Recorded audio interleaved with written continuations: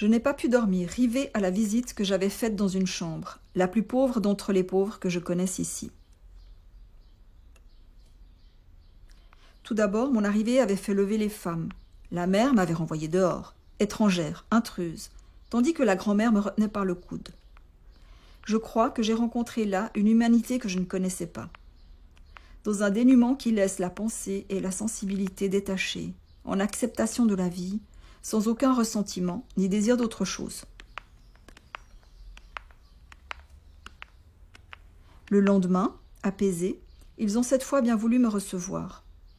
La grand-mère, assise en tailleur sur le lit, le visage tendu par le désir de me connaître, avec une seule dent, et une conversation dont la plus grande part m'échappe.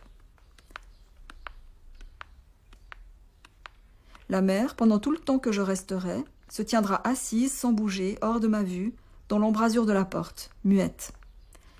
Elle a peur des étrangers qui apportent des maladies. Elle va probablement faire bouillir tout ce que j'aurai touché. Mais et la main de sa mère, et la main de sa fille?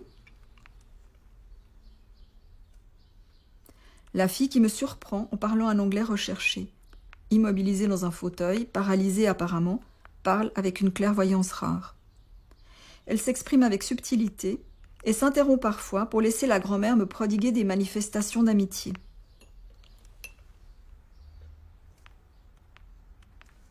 Toute la famille est captive, ils sont prisonniers les uns des autres, le fils de sa mère, la mère de sa peur du dehors, la grand-mère de son corps, la fille de sa maladie.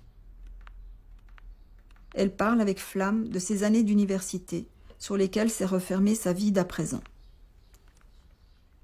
Les frontières invisibles sont puissantes. Elle ne retournera pas là-bas.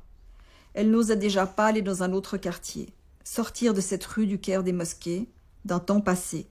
Comment sortira-t-elle à présent que son corps a pour mission de l'en empêcher? Sans aucune mièvrerie, ni aucune envie, toute de grandeur et d'intelligence, sa conversation m'a amenée dans une région pure, m'a fait croire au possible de l'esprit et de l'amour dans toutes conditions. J'étais assise à côté de la grand-mère, qui m'empoignait régulièrement pour s'assurer de ma présence, tandis que la fille, elle, continue à parler, tout en lui souriant gentiment de temps à autre.